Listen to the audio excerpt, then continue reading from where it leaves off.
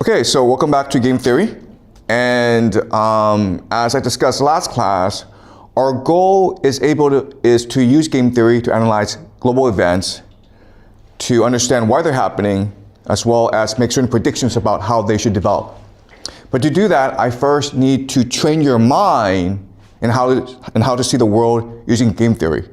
So last class, in our first class, we discussed the example of the dating game, of why men and women are motivated to behave the way they do when they look for a mate. Today, I want to discuss the issue of school. Okay, school. So for the first few classes, I'm going to use examples from your life that you know pretty well in order to develop the mindset for game theory. So school is something that you should know very, very well. As you know, the purpose of school is to train you in a way that allows you to be functional in society as well as to be creative, right? Okay, so the goals are basically literacy, right? Which means reading and writing. This is the primary purpose of school, because in order to function in modern society, you need to be able to absorb information and convey information. Okay? Number two is basically what we call the core competencies. Okay? These are skills that you need to be successful in life, including the ability to think critically, to cooperate with others, to collaborate, to communicate, okay? You all know this. The last thing is what we call lifelong learning. So in the age of AI, in the age of globalization, school is just a start of the learning process. Because every 5 years, the world changes. So you need to be in a constant process, a constant state of learning. Okay, so you have to actually love learning, and you have to know how to learn for yourself. So these are the three basic purposes of school, and that's why you're at the school. Unfortunately, what we know is that most schools, I'm not saying all schools, I'm saying that most schools are pretty bad at these three things. In fact, you could make the argument that most schools not only do not teach you these skills, but they have the opposite effect. In fact, they make you hate learning, okay? So let's look at literacy. Today, in most schools, you're not required to read books. In fact, when you go to university, the professors there are so shocked that you don't read books that instead they make you read paragraphs or watch videos, okay? So in terms of literacy, all around the world, people are losing the capacity to read and to write. And not only that, but people's attention spans have decreased.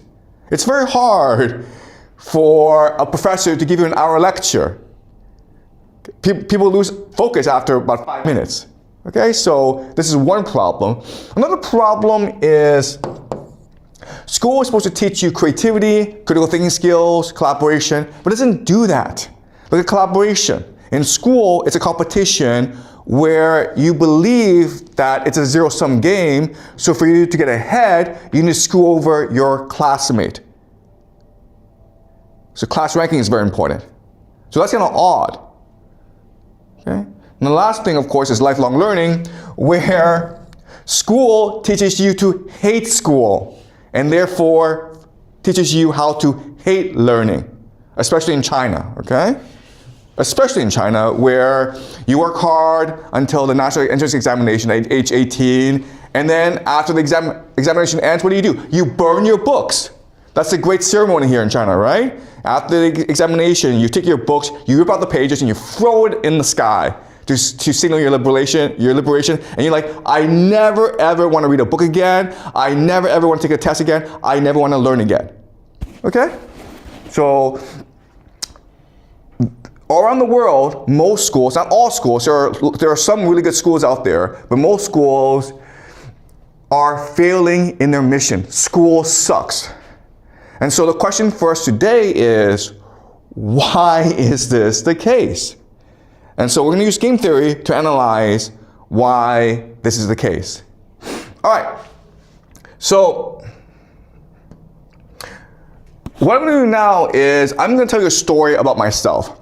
So the year is 2008. I went to Yale College, okay, in the United States, and I was an English major. I did very well in school.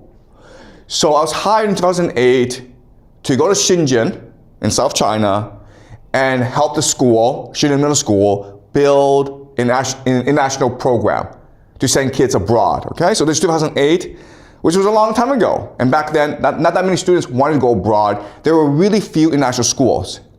So the first thing I did was I looked at the situation at the school, okay? And this is what I found, okay? I found that students, even though they were going abroad, maybe about 10% of the students were planning to go abroad. So that's about 80 students each year. That's a lot.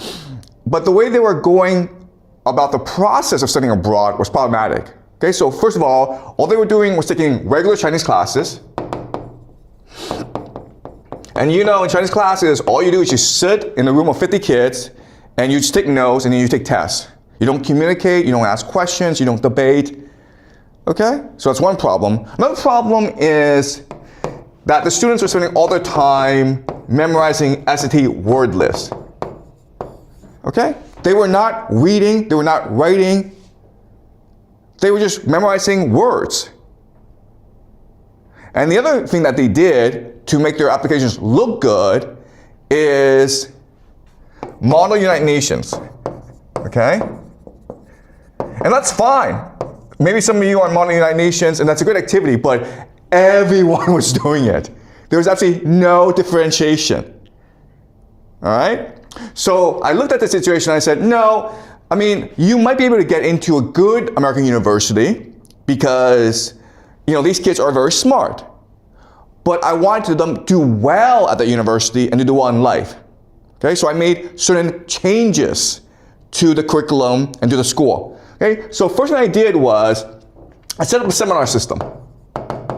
So rather than Chinese classes, I invited these American teachers to come and teach seminars like we have at the school where 10, 20 kids are in a room and they discuss books that they read together. Okay? Rather than SAT word memorization, I had them read books. Students were required to read a lot of books. In fact, I established a 5,000 book English library at the school where students can just go and borrow books and read. I wanted to teach students the joy of reading.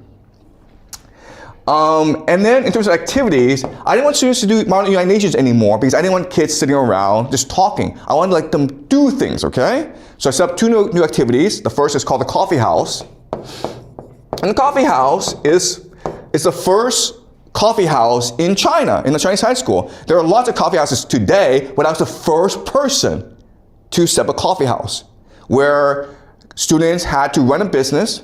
They had to work as waiters and provide good service to customers. And it was a collaboration effort. As you can imagine, this is great for the students to learn collaboration, to learn finance, to learn entrepreneurship. Okay, so that was a very successful activity. Do you have a question? Yeah. Okay. I mean, was that like similar with our moon coffee? Like the coffee in the South store? Okay. 2008, I was the first person to do anything, okay? Oh, okay. Okay, just, No, I mean, just yeah. similar. Yeah. All right, so the coffee house was an activity I set up, which was very successful. It's still there today, guys. If you go to Shenzhen Middle School, you will see the coffee house still there a long, long time after I went away. The other thing I did was something called the daily newspaper. And this was the first daily newspaper in China in a high school, and probably maybe even around the world, where students every day had to report, collect information, write articles, edit it, and publish it. And they worked until like midnight, sometimes until 2 a.m. And then at 7 a.m. they had to get up and deliver the newspaper to all the students. And these were two very successful activities. And So I understand game theory, and I says, okay, if you want to make this transition from the old system to the new system, you also have to establish a new culture to allow these activities to flourish. Okay, and so my three major principles were transparency,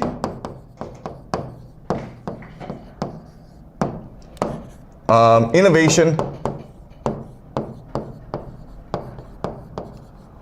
okay, transparency, innovation, openness.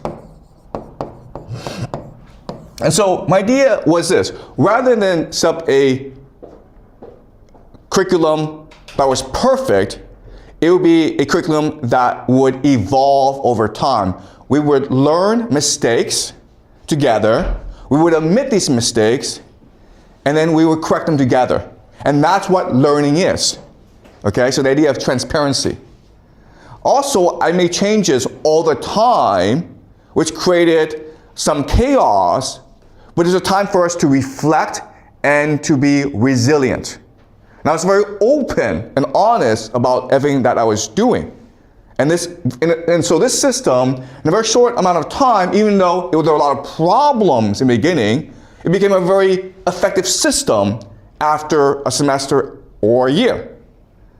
And not only that, the students who went for this program did very well in life. They went to Yale, they went to Wharton, Cornell, and this program, actually in middle school, became the most famous program in South China. And when our students had the best record of college admissions in South China. Okay? So this sounds great, right? Okay, the problem is this. The problem is what happened after I established the program. The first one that happened was, okay, I was fired. They said, get out of here. Okay? Second of all, the teachers, the parents, the students were all happy to see me go. They were like, get out of here. We never want to see you again. And the third thing that happened was, I did come to Beijing and set up a new program that was very similar to this, okay? But after that, after 4 years of doing this and being very successful at this, I was never allowed to set up another program again. No one wanted me to work in management again, okay? So even though I was successful, even though I worked really hard, even though I was innovative, even though I set up really the best study abroad program in all of China, I was the first, everyone else copying me afterwards, I was fired, no one wanted me to stay, and I was not allowed to do this ever again. Why? Okay? Well, the reason is this. When I was doing this, the word that everyone used to describe me was not reformer, not visionary, not idealist, not dreamer, but dictator. Okay? Or another word that they used that was more common was, this guy's an asshole, okay? This guy's a complete asshole. Why? Because I insisted on fairness. Okay? I don't care who you are. I don't care who your parents are. I want you to work hard and learn. And as you can imagine, that pissed off a lot of powerful people. Because that's not how the game is played in China. Okay? It's actually not how this game is played anywhere in the world. The game is not fair. The game is established by stakeholders, and they play the game according to their interests. Okay? So, let's go over what happened. All right? Okay, so I understand that there are stakeholders. And the stakeholders in game theory are just the players. Okay, the players. And who are the players? Well, you have the students. You have the parents. You have the teachers. You have the administrators, okay, the school leaders. You have the government. Okay? And then you have the colleges. Okay, the colleges are the US colleges where I'm trying to send my students. Okay, so these are the players in the game. And if you want to understand game theory, you need to understand the motivations and interests of all the different players. That tells you why or how they will behave the way they do. Okay, so look, so here is my original understanding of the players, which was clearly wrong, okay, because I got fired. All right, so the students wanted to like love to learn, get into Ivy League, and be the best, okay? So I thought the students, what their motivation was to be the best possible person, to work hard, to love learning, to be famous, to get an Ivy League, okay? Clearly this is wrong, okay? But I'm saying back then what my thinking was. The parents, well, the parents wanted successful kids who were independent, okay, independent. And they wanted faith, right? So they want their kids to get into the Ivy League. All right? Teachers. Well, teachers wanted to do a good job, right? They want to teach students. They love teaching. They love students. They just want to be given the space and the opportunity to teach what their passion is. Okay? Administrators. Administrators, I really didn't like administrators, so I just thought they just wanted good results. Okay, that's all. Good results. As long as I provide good results, they're happy. Okay, the government, they wanted innovation, they wanted good workers, they wanted, they want technology. Okay, they want a strong China. Colleges wanted the best possible potential. Okay, they wanted students who will be the leaders of the future. Okay, so 2008, when I set the program, this was my assumptions about who the players were and what motivated them. Okay, clearly, I was wrong about who they were. Okay. So let's go over again. Let's now do an analysis of what they really want. Okay, and the easy answer is that in game theory, all the players, what they're motivated in is by achieving the best possible results by doing the least amount of work possible. Okay, just remember that. That's a principle here. Everyone wants to achieve the best results by doing the least amount of work possible. People are lazy and people are greedy. It's that simple, guys. Okay? So students, they want to get in the Ivy League, but they didn't want to work hard to get in the Ivy League. They wanted to do as little work as possible. And if it meant they had to work hard to get in the Ivy League, they're like, I don't want to get in the Ivy League then. I'll just get into another school because who cares, okay? The best possible result, least possible work. Parents are like, yeah, I can have my kid work hard, but what's important is for me to control my kid, right? Because only I know how to ensure my kid succeeds. So I don't want my kids to think critically or be independent. I want my kids to obey me. Now teachers are like, listen, this is a job, man, okay? I have kids. I don't want to work hard. I just want to come to school, do what I'm supposed to do what is minimally required of me to collect my salary, and then go home. I don't want to teach my passion because I don't have any passion. Okay? Administrators are like, oh my God. What's important is for me to make sure the powerful parents are happy. I don't care about everyone else. I don't care about poor parents. I don't care about middle-class parents.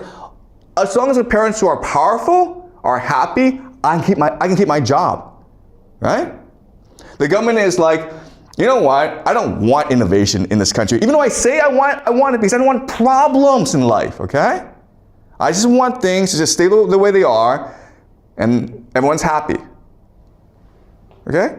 So now we understand what happened, all right? All right, so now what I will show you is this. I will show you how a game is constructed. A game is constructed when all the different players agree on the rules and incentives of the game. All right? I was an outsider, I was not a player. I came in to construct a game in which I felt that students would thrive, and they did thrive. But that's not what they want. Okay? They want to have control over the game. And if they lose control, well, they call you, the outsider, an asshole. Okay? All right, so let's do this again and objectively think about what the interests and motivations of each player are. And when their interests converge, that's the game they play. All right? So you have students, parents, teachers, leaders, school administrators, and then the colleges. Okay? Another thing that you have to do in game theory that's very important is you have to rank the power of each player. Yeah, you have a question? The government? Excuse me? The government, yes. Sorry. You're right. I forgot about the government. Okay, and the government. Okay. Another thing that you have to do in game theory is you have to rank the importance of the players. Okay, so not all players are equal. So in this game theory, even though there are students, and students are the majority, students actually don't matter. Okay? What students actually think and want don't actually matter. What matters, of course, are the parents, because the parents pay to play in this game, and parents can cause a lot of problems if they don't get what they want, okay? So the most important are the parents. Then you have the teachers. Why? Because the teachers are the ones who are implementing the rules of the game, okay? The way that teachers behave determines how this game is played. And then these two are the most important, okay? Then maybe you have administrators as well, but they're not as important as the parents and the teachers. The government doesn't really matter because they don't really care, right? It's one school among thousands. Who cares what the school does as long as it doesn't cause me any problems? The colleges don't care either. They say they want really passionate students who are curious, who are imaginative from China. They don't care, okay? For them, it's just business. They just want students who are willing to pay money to get a crappy education in America, all right? So the costs don't really matter. They'll take anyone who is willing to pay. And the Ivy League, yeah, everyone's getting an Ivy League, but who do the Ivy League want? They want people who are to be successful in life, right? And who are these people? Not the best students. These are people from powerful families. Okay, so this game is rigged, right? They have all this talk about, we want the best motivated students, we want peer students who are curious, who are passionate. It's all nonsense, okay? That's not how the game is played. So the cards don't really matter either. Okay, so these are the three major players: the parents, the teachers, the administrators, students, government, colleges. They are in this game, but they don't really matter. Okay? So now what we're gonna do is, we'll analyze the mentality, the worldview, the interests of each player. Okay? And again, once we do that, once we figure out where they converge, then we know how the game is constructed. All right, so let's look at students. Students, okay, they want to be popular, right? So most students come to school, and actually their priority is not to learn, their priority is to make friends and to be popular among their friends. Okay, because that's just human nature. That's true, right? Then you have please teachers and parents. Okay, this is really important to understand. You're not in school not to learn, you're in school to please parents and to teachers. Why? Because parents are the ones who pay for your way in life, right? The ones who give you food. Teachers are the ones who gives you grades. You're not here to learn, you're here to please them. There's a difference, okay? And grades are a way of showing how well you're pleasing the parents and the teachers. Okay? Is that true? All right. And then you're like, have fun. Okay? And then get a good college. Okay? All right? So, am I missing anything among the students? All right, so, but okay, I'm sure there's more, but let's just keep on going, okay? Now, parents. Well, the parents, what they want is, of course, successful kids. But they want successful kids not because they believe that success will make their kid happy. What they really want, of course, is face, right? They want their kid to go to the Ivy League, and they don't mean the kid of the Ivy League provides a good education, or their kid will be happy at the Ivy League. They just want to brag to their relatives and their friends and their colleagues, my kid is at Brown or Cornell or Dartmouth, okay? But face also means to treat education as a luxury product. Why do parents send kids to national schools? Not because national schools provide a better education, it's because national schools are more expensive. And most importantly, national schools have white faces, right? White faces. Okay? This is the main marketing tool of national schools, right? They have all these white faces, white teachers, and like, oh my God, this is a real national school now. You don't care if the teacher is actually good at what they're doing. You don't care if the kids are actually learning. You don't care what the curriculum is. You don't understand that sort of stuff. You just understand, okay, 10 white faces, therefore, this is a good school. It's that simple, okay? And then, of course, you want some good outcome, okay? You want a good outcome. You don't care if your kid is actually learning in school. What you want is your kid to get good grades, to get into good college, okay? These are not the same thing, all right? So that's the parents. Then the teachers. Teachers are really simple because teachers do this job, and for them, the priority is to do as little work as possible to get by, okay? I'm not saying all teachers, but I'm saying the majority of teachers in the school are just trying to get by because, quite honestly, they have families. They have other responsibilities. So they don't have time to focus entirely in school, okay? So basically just get by, okay? Or the minimum amount of work, okay? You may not believe this, but like when you actually grow up and get a job, you'll do the same thing, okay? Just do a minimum amount of work in order to get by. Administrators, they want good outcomes, but what their real priority is to protect relationship with parents, okay? Just give parents what they want, okay? Their job is to sell the school, so whatever parents want, you just give it to them. And administrators also, by the way, have families. This is a job for them. They also just want to get by. Okay? They're not trying to build the best school possible. They're not trying to change the world. They're not trying to educate students. They're just trying to get by. Do the least amount of work in order to get by. Government is, okay, they say they want innovation, creativity, technology, but really it's just like no problems, guys. Okay? As long as you don't create any problems for us, we're happy with you. Just stay away from us. We're happy to not bother you. Please don't come bother us. Yeah, that's government. Also, what they want is for students who will also be no problems in the future, right? Right? So compliance. So as long as schools are teaching you how to obey authority, how to comply, how to do what you're told, they're happy. You're a good school. Okay? Colleges, again, just want the money. Okay? That's all they care about. If you're willing to go to an American college and pay, how much is it nowadays? Like $50,000, $100,000 a year? That's a lot of money, guys. Okay? If you're willing to pay that, they'll take you. I guarantee you. Even if you don't speak English, they'll take you. All right? Yeah?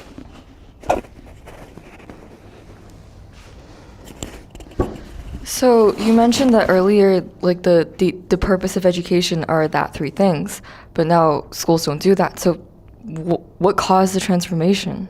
Yeah, that's a really good question. When and also. Yeah, okay. So what we discussed last class is the idea of superstructure, right? Superstructure. Sorry. Superstructure is just the macro picture of a society. It's demographics. How many people are there? It's economy. It's politics. It's religion. Okay, and we discussed how societies are born, they mature, and then they die. Okay? So there's actually another way of understanding this.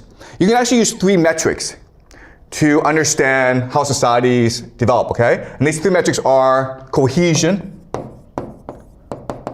openness, and energy. Okay? So what is energy? Energy just means you want to work hard. Okay? You believe, you're motivated, you're driven, you work hard all the time. And working hard just doesn't mean like you work 12 hours. It just means like you're focused, you're attentive, right? So for example, if you're working at a restaurant as a cook, you want to make a really good meal. Okay, you're energetic about it. Okay, does that make sense? That's energy.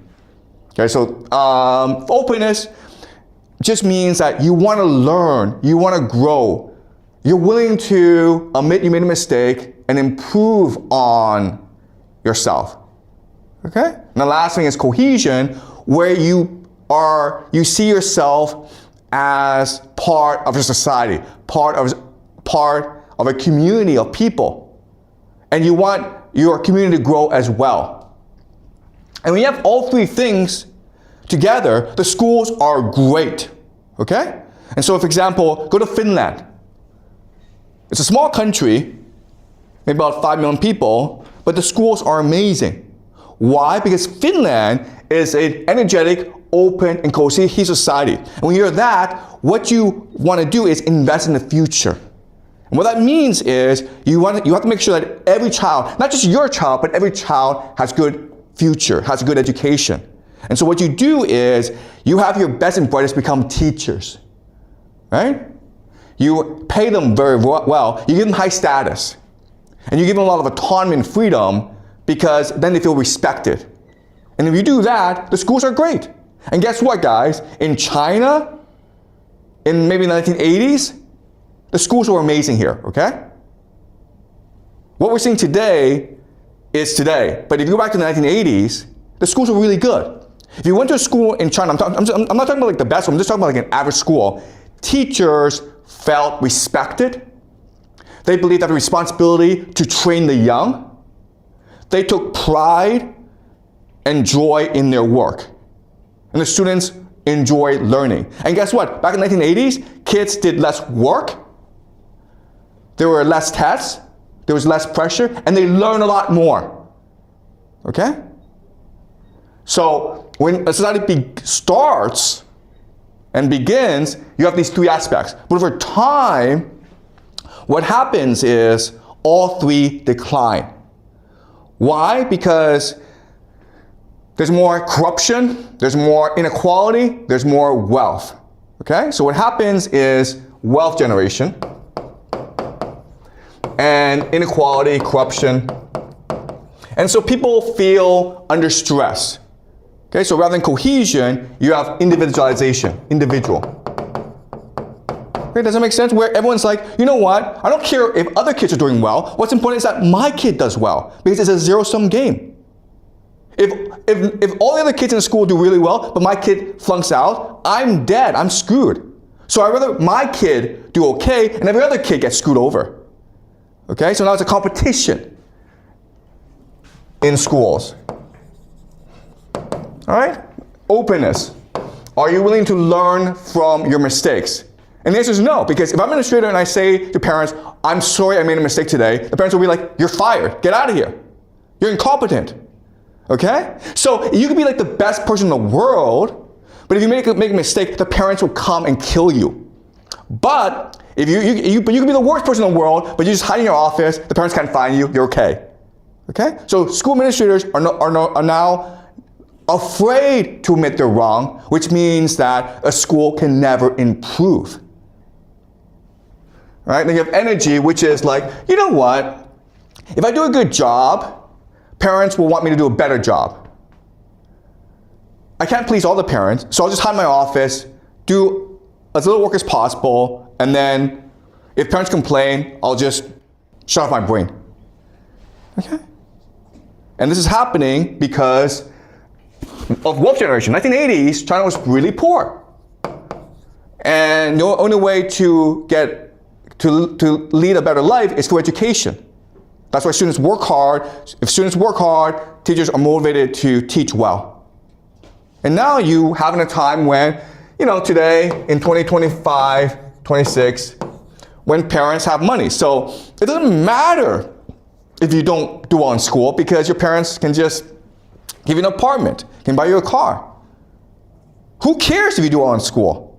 So you're not motivated. If you're not motivated, you're indifferent, then as a teacher, why am I going to want to teach well? Okay, so it's a superstructure of society. Okay, does that make sense? All right, any more questions? Okay, so thank you, okay? So again,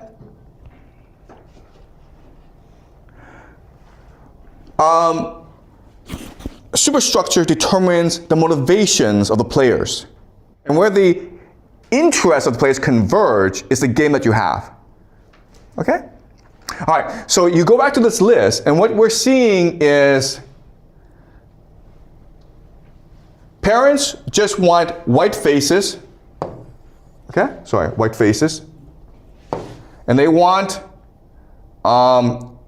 successful kids, which means good grades. Okay? Teachers just want to get by and do as little work as possible. The administrators just want to protect relationship with parents, okay? And so when you do this convergence, this is what the schools look like now. Okay? Schools in China. International schools in China, by the way. And again, this is like the majority. I'm not saying it's every school, but I'm saying it's the majority, okay? What you have are white faces, easy grades, right? It's really easy to get a good grade, all right? Some top students, these students are given scholarships, and then they're sent to top universities, okay? Then you have lots of cheating, okay? And high turnover, where students leave, teachers leave, but new ones come in, so who cares? Okay? And this is what it looks like. This is what happens when you take the interests of these different players, you converge them together, and this is what schools look like today. Just lots of white faces, lots of really nice buildings, lots of fancy activities, great marketing, beautiful website, really motivate admissions officers. Then you have easy grades where everyone gets an A, no matter what you do. You have some top students who will get into good schools so that the school can brag about them. You have lots of cheating going on. Okay? If you don't get a good grade, just complain and you get a good grade. Okay? So that happened to me at the school where I tried my first year to give fair grades. Okay? And a fair grade is not like I give you a 20, I give you like an 80. And students complain about me. So I'm stuck giving them like a pass-fail. Right? So it's not hard for students to get to pass. If you don't like a teacher, just complain, and then the teacher has to change. And so now you have high turnover, where teachers feel stressed out, and where parents are never happy, and where students don't care. Okay?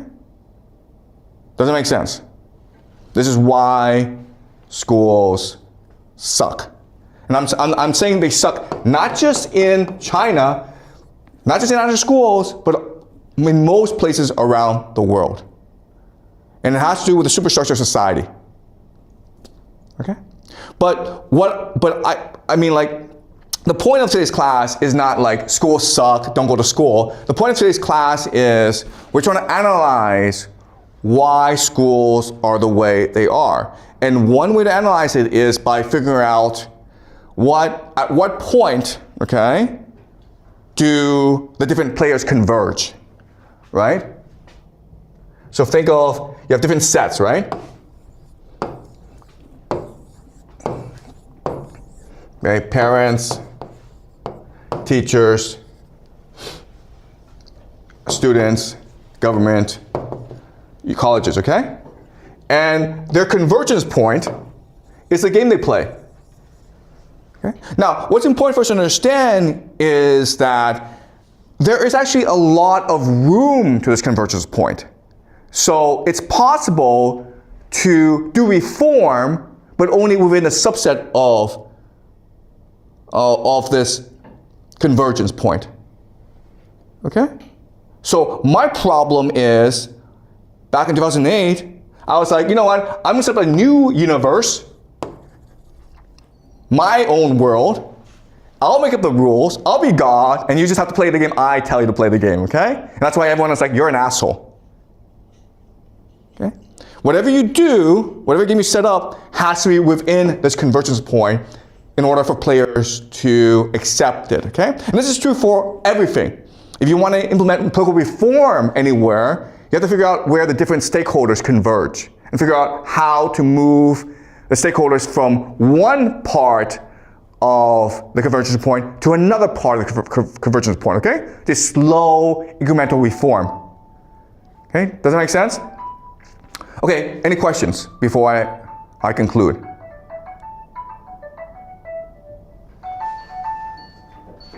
Guys, ask questions. Was this clear? Yeah, you have a question?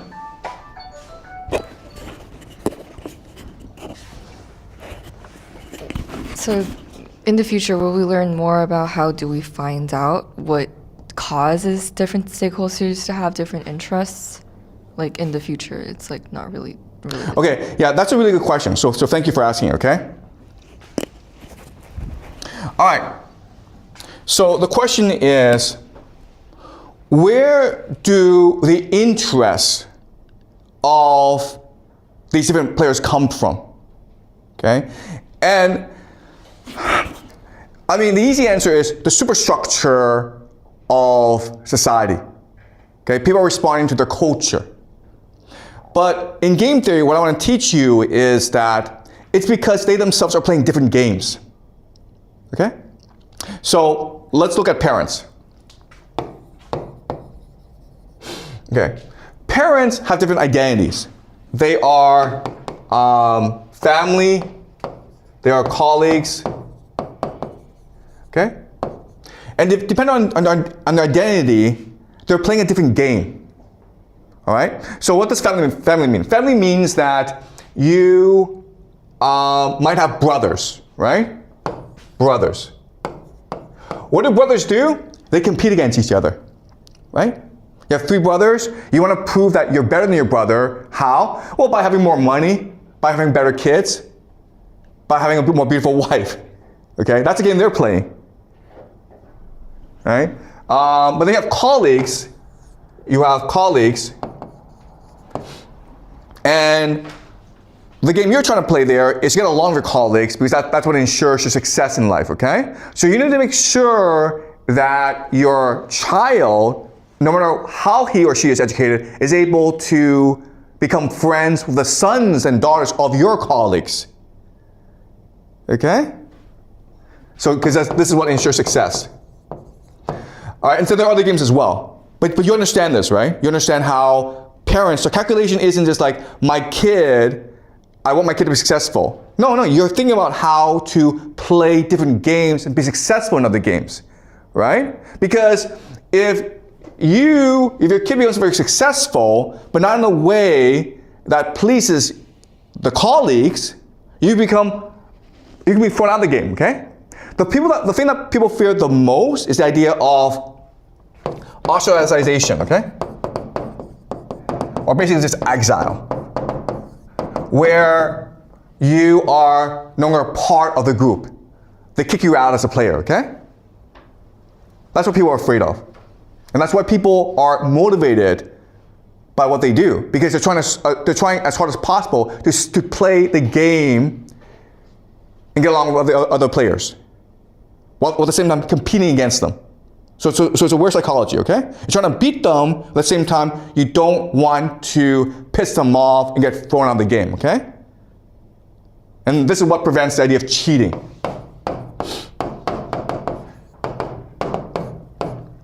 But from the perspective of the game, if you do anything different, that's still cheating, okay? Because, so another way of saying this is, a lot of the rebellion against what I was doing as a reformer is I was subverting traditional Chinese values.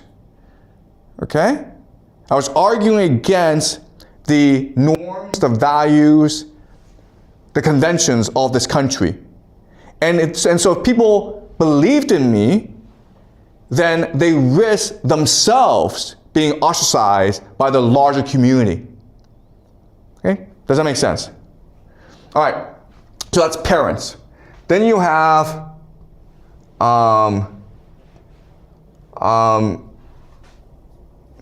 right, okay, but students, right?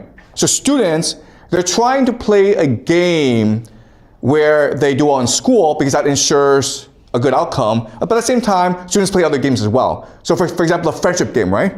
Which you're trying to have as many friends as possible. You're trying to be popular in school. That's another game you play. You're also trying to please your parents, right? Because by pleasing your parents, that ensures that you have an easy, comfortable life. In fact, you could argue that of these three games, pleasing your parents is the most important. Then comes having good friends, because that will also ensure your success in life. And the game that you care the least about, that matters the least, is actually doing well in school. Learning in school. Okay? Does that make sense? So game theory, it sounds easy, but it's very, very complicated because we're complicated individuals.